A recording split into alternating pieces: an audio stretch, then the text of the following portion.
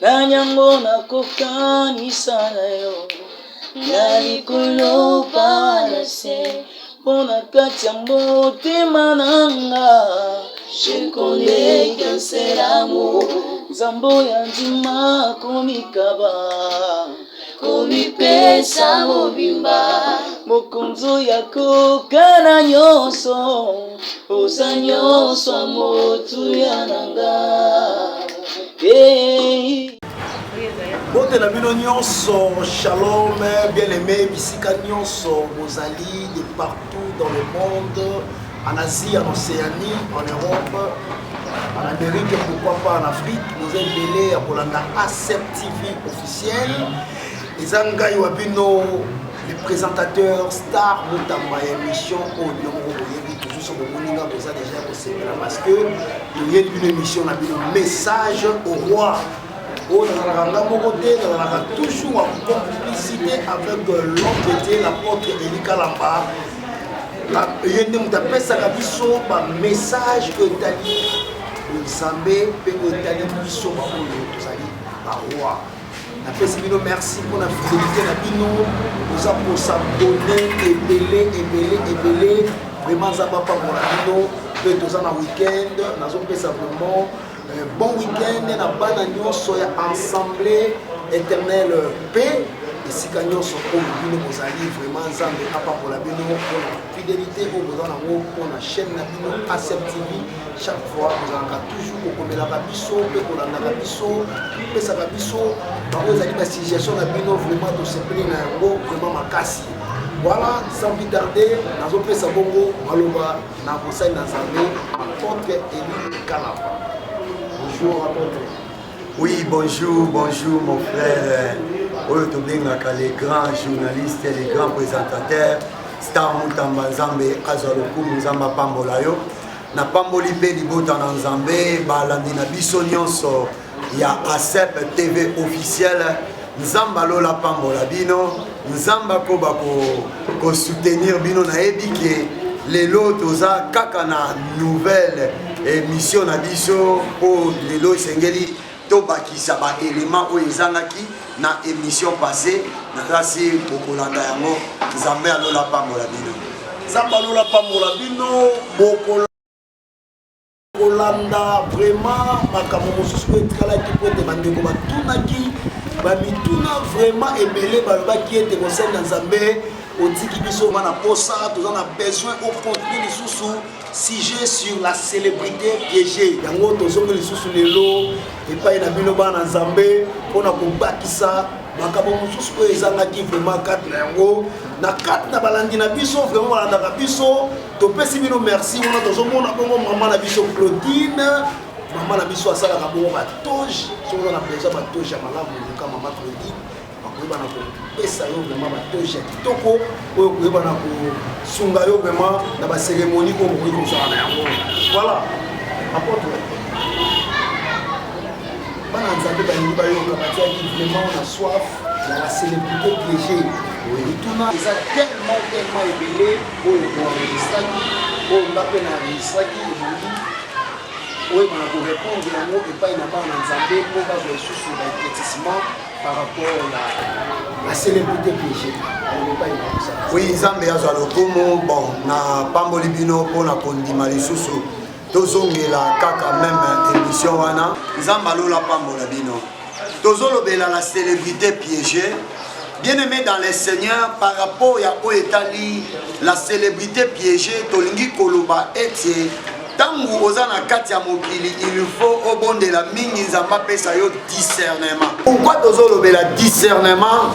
Soki ozangi discernement okobana komona makambo mosusu ezoya na vie na yo comme si kezali Nzambe, mais or eza Nzambe te ezali piège ya diable pe piège ya ba acolyte na ye ba démon o bazo salela même bato bazana na mai na makila. C'est-à-dire quoi?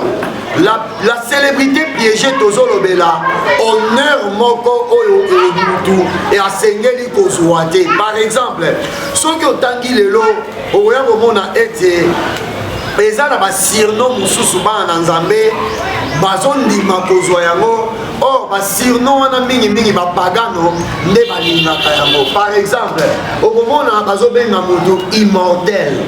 Or, moto akoki kozala jamais immortel, c'est-à-dire bazokumisa yo, bazopesa yo ba honneur oyo esengeli te bapesa yo. Parce que ne toza boye na se na moi, ezaka na bakombo mosusu, il suffit ozwa yango okomi ennemi na Nzambe. Par exemple, tant bazobenga yo immortel, namona kutu ndeko moko azwa kombo mvulusi. Mvulusi na kikongo elakisi mobikisi. Or, kombo ya mvulusi, muto aza mvulusi bato nyonso bayebi kikongo mvulusi na biso eza Yesu. Omoni sikoyo ntango deja mutu ozozwa kombo wana eza kombo moko boye ezopesa yo honneur oyo ekotinda yo na chute parce que ntango mipesi mvulusi eza deja mabe. Tolongwe wana eza na bafonction mosusu na kati ya mokili oyo ntango bazopesa yo bapesi yo te mpona kohonore yo mais eza fonction oyo bapesi yo mpo badétruire yo baneutralize yo. Yango tozobenga célébrité piégée. C'est-à-dire quoi? Tout honneur n'est pas honneur, toute grandeur n'est pas grandeur. Bible ezoloba nini? Nasi na la fois passée nalobaki na Luc chapitre 6 verset 26. Bible ezoloba boye kosepela te babetelaka yo maboko.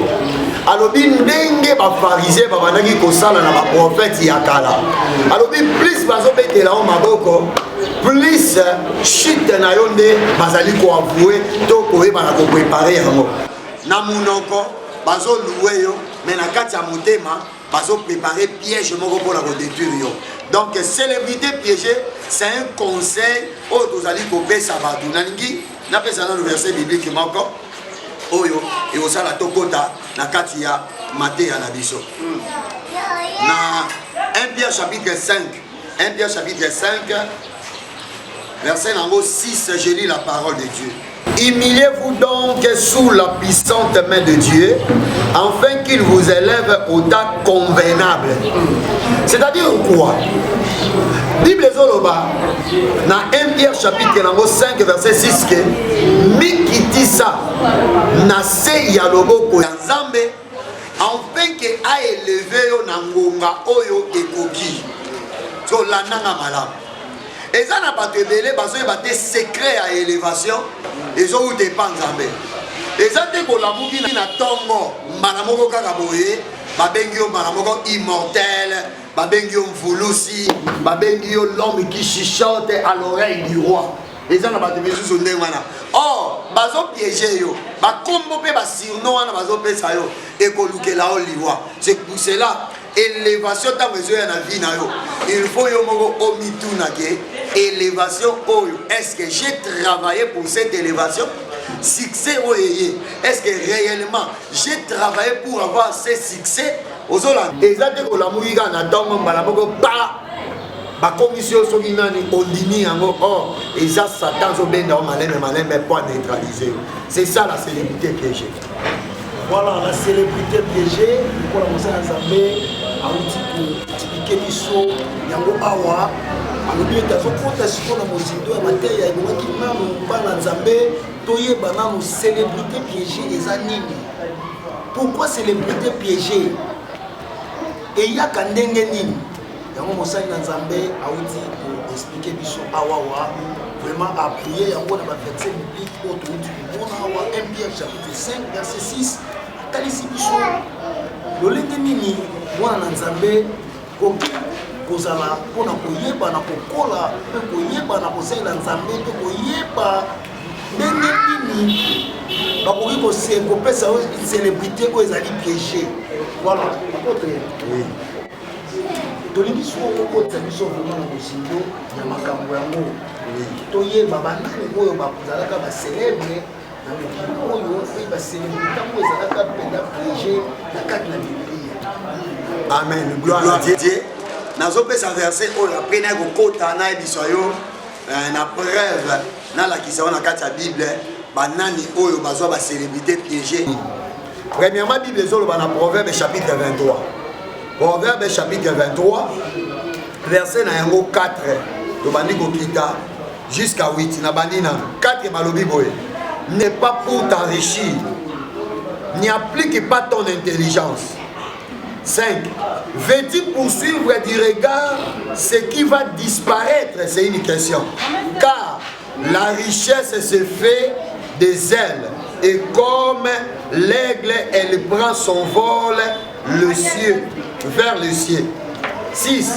Ne mange pas le pain de celui dont le regard est malveillant et ne convoite pas ses friandises, car il est comme les pensées de son âme et boit et te dira-t-il, mange, son cœur n'est point avec toi. 8. Tu vomiras les morceaux que tu as mangés et tu auras perdu tes propos agréables. Bien-aimé, Bolananga Malam. Tozolobela la célébrité piégée. Et dans la batebele bazomi tungisa pour la élévation. Comme on a moutazo ça par tous les moyens kakazala élevé. Ozomona moutazo ça par tous les moyens kakapoazo ambo. Ozomona moutazo ça par tous les moyens kakapoba bengaye na kombo moko oyo akomona comme si que mokili mobimba alatiango na motu.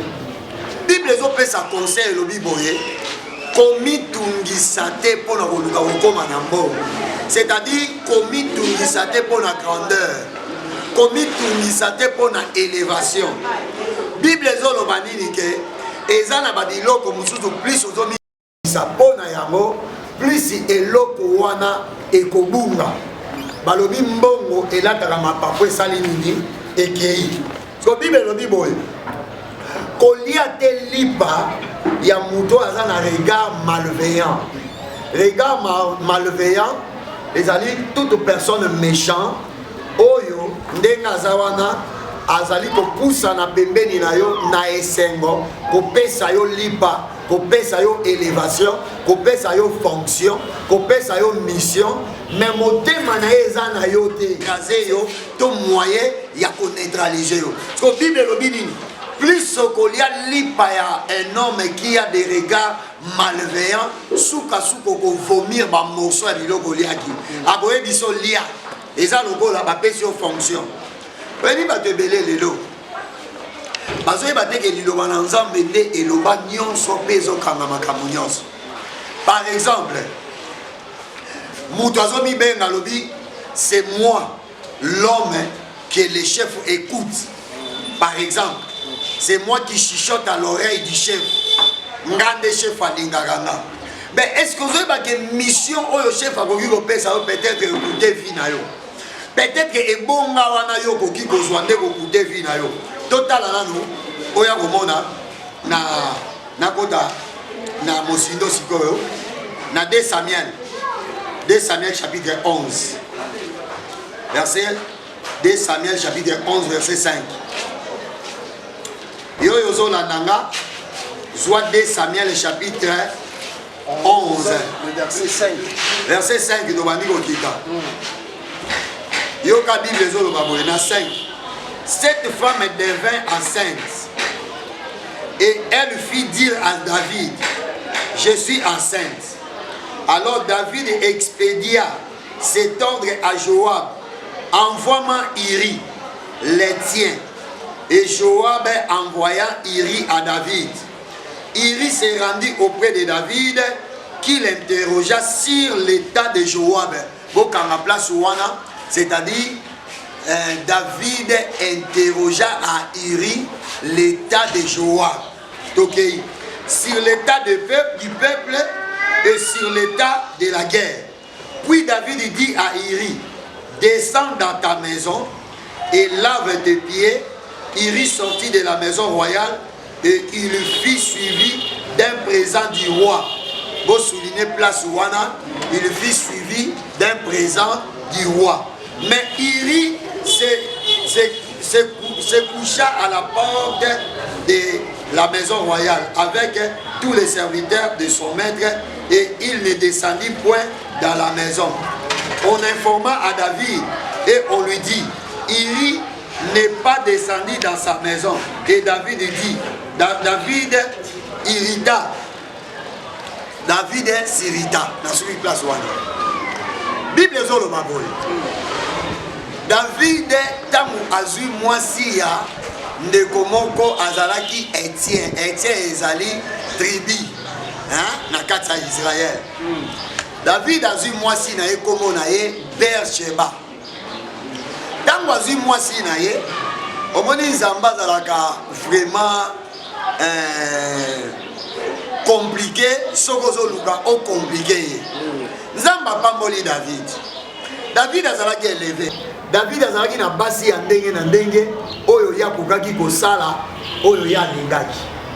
Mais Bible ezoloba ke un soir David abimi azali kotambola na pourtour royal na ye likolo amoni une femme abandaki kosukola balobi mwasi yango kombo na ezalaki Bersheba na mobali na ye kombo na ezalaki Iri.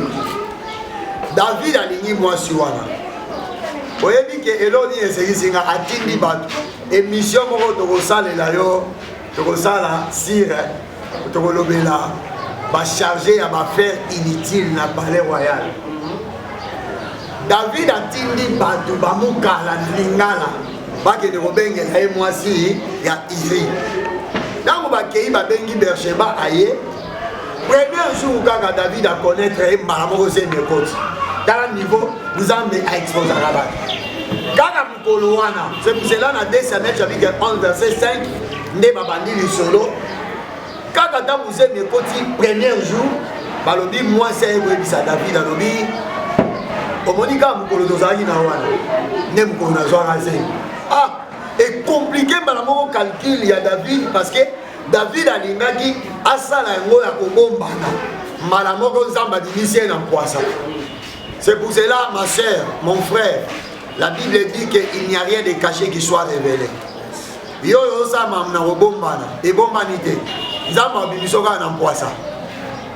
Bible dit tango ayebisi ye ke nabomi na zemi esali mbala moko ke David atali mobali ya mwasi ke nazali kobimana mwasi neke mwasi na komi na zemi ezala mabe siko na piégé ye atindi maloba atindi lettre je m'excuse babenga Iri alongwe esika azalaki na champ de bataille aye mbala moko esika David azalaki na palais royal. Tango akomi na palais royal likambo kokamwa Iri aza subalterne. David azalaki déjà culpabilisé. La Bible dit que David a commencé à poser des questions sur l'état de Joab. Joab aza officier supérieur. Aza supérieur ya Iri. Mais comme il y a état ya Joab, atuni état ya guerre, état ya peuple. On a déjà place sur les autres qui roi déjà maillé le Sili. C'est-à-dire quoi? Et ça a quitté roi Atuna Etienne Ndekowana Iri état ya Joab pour Joab as officier supérieur. Et là qui ça qui déjà la bassesse et Kodaki Nakatia ya sainte to Nakatia pensée à roi. Abandi qu'on posait ma question ça qui va échappatoire. Mais la dernière minute atindi ekende kolala na ndako na yo. Webe lo rekamu singani. Ira boy ko kende kolala na ndako na ye. Po David amonaki lokola uti guerre. Nenga ye wana so ake kolala na ndako bazo a raison que c'est mi wana ezayaki ya Iri. Omoni siko ja salaki. Ko ndeko yo pe lokola ezalaki makambo nzamba simbaki na maboko kwa pate ya biso lelo. Ndeko wana boy ko kende kolala na ndako po ezo a raison de que c'est mi wana ezaya Iri. Tango alali na palais royal et na porte, Bible zolo bakutu qui a pesa ba présent. C'est ça la célébrité piégée. A pesier biloko a pamboli na babiloko, Bible lobini. Deuxième jour, David a provoqué fête. Invité à fête wana d'honneur Iri. Dans la Bible malam, kaka awa na 2 Samuel chapitre 11, verset au bandika 1 bandi kokita. Invité spécial. Il a fait David à Salaki. Ma fête musuko kendango te na kombo Yesu Kristo. Omoni honneur mususu mutazo pesa oke ote nganda linginga na fête wana eza célébrité piégée. Makambo mususu avant ko kende faut consulter Nzambe. To toconsultaka Nzambe na 3 dimensions. Première dimension est la consultation par les prophètes, c'est-à-dire Masali Nzambe okoki kotuna ye mosala Nzambe nazana likambo tel. Est-ce que Nzambe akoloba nini mpo na nga? Deuxième chose, tu consultes Nzambe selon la prédication, c'est-à-dire avant que l'église il faut dire Nzambe lobelanga par rapport à makambo nazanango Nzamba kolobela, c'est-à-dire tant au côté au vani l'église Dieu va commencer à te parler na kati ya ensemble ya batebele mais Nzamba zo lobela parce que avant d'aller à l'église tu avais demandé à Dieu de te parler. Troisième chose, troisième dimension de consultation, les par l'écriture. Ma soeur, tangaka Bible. Bible est la constitution na biso ma chrétien. Ma kamumususu tango tanga Bible vous en réponse. Amen. Mais ils ont des consultations où ba na Nzambe belé ba négligeant pour na oté ya pe yango. Mais na émission mususu. Oui, ba Nzambe ba négligeant la consultation par l'écriture. Toutes les réponses de nos vies sont dans la Bible. Deuxièmement, on néglige la consultation divine par la prédication. Au moment où on a une église, azo yokate, azo sakana, azo lia bazoka, azo sala n'importe quoi. Dans quatre églises, ceux qui te siri, aïe pour déranger au pasteur. Le belanga, au moni li kamutel, d'autres hôtels, même d'autres hôtels, même dans ma tête, on va besoin de réponse. Mais le problème, on a mon bali nayo, même une écriture, on a besoin de réponse. Alors, parlant de Fumola qui parenthèse, na lobini. Nzambe logo la simba ki makambo na maboko, alingaki lelo to ya côté ya yango. Ba invité na fête, une place dans le baki, ba fête mususu tuna kanzambe. Koloba ka teke naza le plus aimé na kati ya fête wana ba honorenga. Tango ye na fête, ba lié ba meli, ba lobini. David azongisi ya kolangwa, kwa ke nebisu kolana na ndako po, akosela ye kaka ke zemi wana eza ya yo. Ba lobini. Irina kolangwa na ye wana. Aboyi kolana na ndako. Alali kaka na porte. Tout ça c'était des pièges. Et pour ça David, bah il disait que n'engagez pas na boudou. Il y a la ligne à l'anda boudé na berger parce que problème à zéro n'enga pour ça là et ça t'a monica et go reverser. Qu'est-ce que David a fait? Il a écrit une lettre à Joab à Ebisie boy.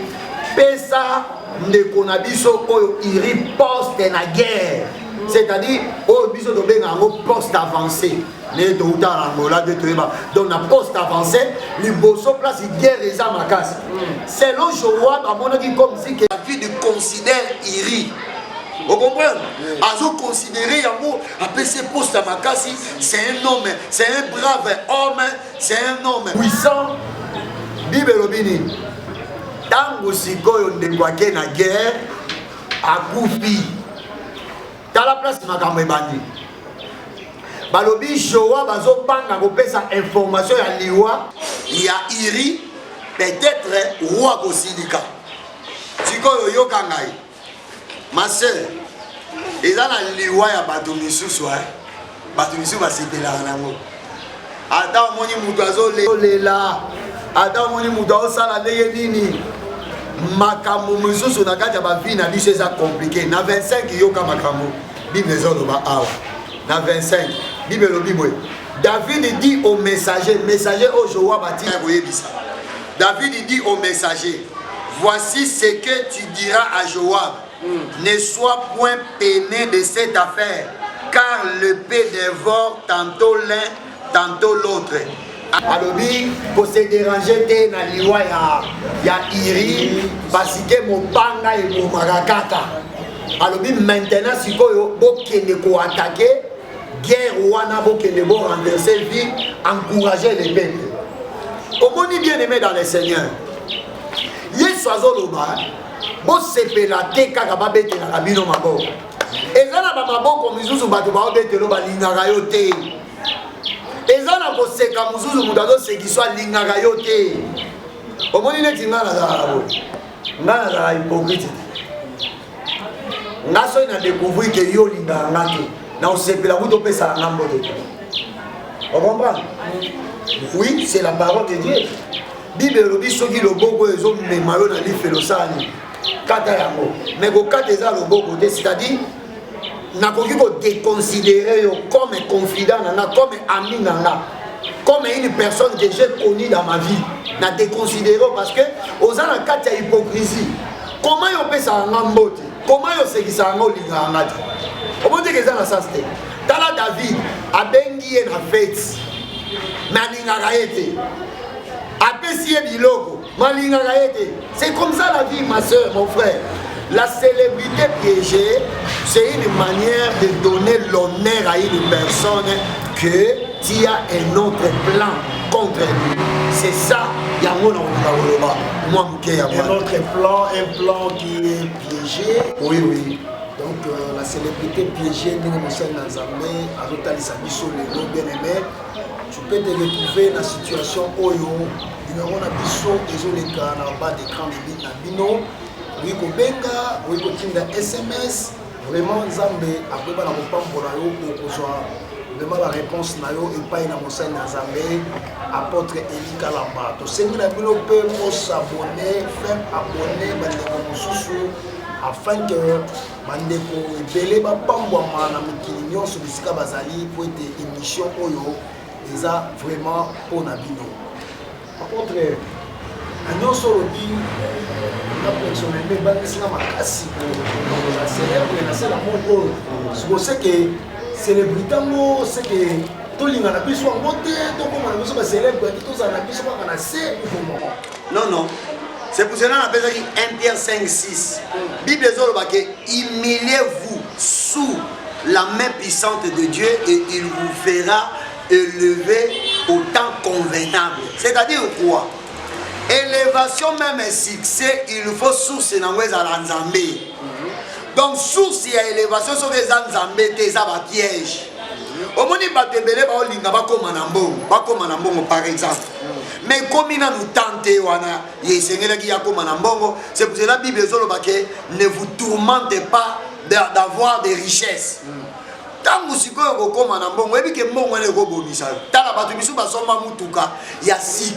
par exemple amer, par exemple excellent, c'est-à-dire une voiture excellente par rapport à ma voiture. Mais quand vous avez bima na mone mukola kufa.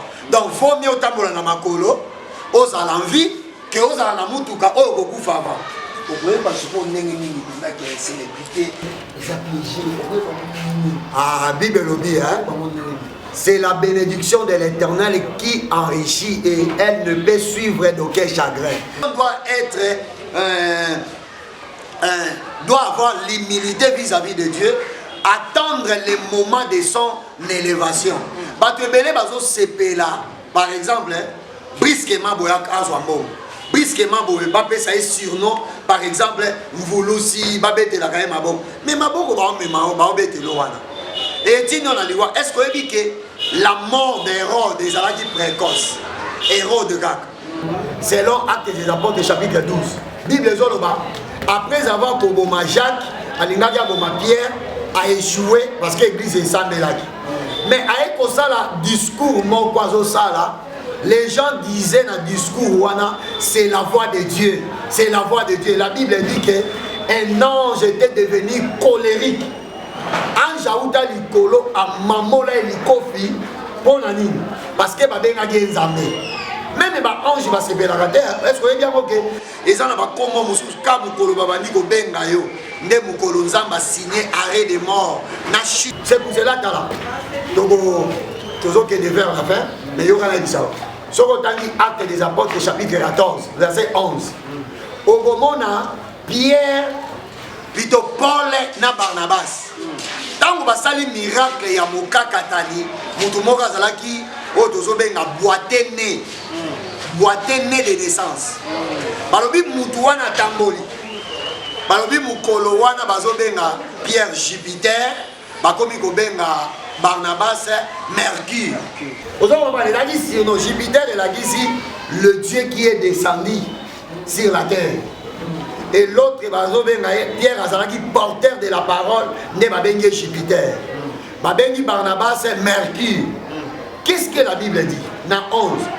Balobi, quand Paul a vu que batu babandi ko luika va tumbele mbeka lokola nzambe parce que babeka ki nzambe balobi il a décidé en disant que je suis un homme comme vous, ne m'appelez pas Dieu. Est-ce que Moussa Nzambe nini o ba pesa surnom aboya yango? Mais la Bible, Actes des Apôtres chapitre 14 verset 11. Apôtre Paul a passé la bilamba pour ba pesa surnom o ils ont mérité na yete. Ba surnom c'est belé la Bible, net il lit. Surnom des arguments. Vous comprenez? Mais comment vous allez l'infatigable? Qui vous a l'infatigable? Bela kaka na malade bouquet. Vous allez na coma comment? Problème la raille, ba intercesseur ba ressemble la mais yo ba vous êtes infatigable. Super bishop. Ah, vous avez Bishop supérieur. surtout na kombo pesa na kanda ya volusi. Tellement na yebi ki kongo. Na yo ka ndeko mo ka le kana télévision. On volusi. Non, bah journaliste, on lit ça dans le bolano. Baby que bino pe mo mema batu na ba erreur. Netinga. Comment vous dans au pesa na gabo. Na boya mo mbala moko. Parce que les gens vont signer arrêt de mort na na shit na nga. Parlant na linga golobake. Donc la célébrité piégée ça même na ba surnom. Comment on grand prêtre mère, t'as là-bas aussi son bongo. Dans bongo on est aussi là. Oye ba ki grand prêtre, le kabo. Hey assis là. Na Congo bat balingaka obenga ye yondo leki bango yondo zanata yonde oza grand prêtre mais mukola aussi la mbongo esili soko ebise vieux la sila abimisi bitumba mais aussi likasite tangu yo mataki to pesa ki honneur na yo ou pitwa na zobenga nga sila au grand maître maître immortel est-ce que mataki ya solo?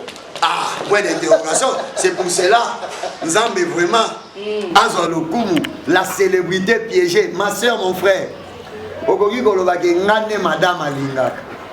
Mais peut-être Alingaka Ote. Aokanela yo habitué. On dit David, tant que vous pesa e mwana ya Saïl. Alobaki Lilobango se pelisa ingabi, ce n'est pas de la blague d'être appelé le gendre du roi. Alors, et ça facilité quand on a comme bokilo ya roi. A comprendre qui que ça y la manière qu'on peine d'aller pembe du poids bouma. Zambalo la pambola bino. Vraiment Zamba pambola bino, vous allez que belé, nous moko moye bi bana nzambe, makambo mala bien kitoko vraiment aller la matin. Nous avons courir vers dans la mission de première souka, la mission est pour le message du roi. Eh bien, tu es partout, pour la mission vraiment, le message na bino, on se commis, je suis en haut, pour répondre bino, la mikolo, les alliés, Nzambe, ya pas pour la bande, la assemblée évangélique éternelle, paix, ici, les alliés, pour la mission, Nzamba pas pour la bino, vraiment, vous allez toujours branché, pour la émission, la message au roi. Vraiment, la bino, tosuki awa mosali na nzambe akokozala na liloba ya suka ya koyebisa libota na nzambe plutôt liloba suka nzambe apambola bino ezalaka que toute élévation n'est pas élévation, tout honneur n'est pas honneur, toute grandeur n'est pas grandeur. Mikitisa na se ya makolo ya nzambe mpo aélevé na temps convenable. Nzambe alola pambola bino. Ciao, ciao, ciao, ciao.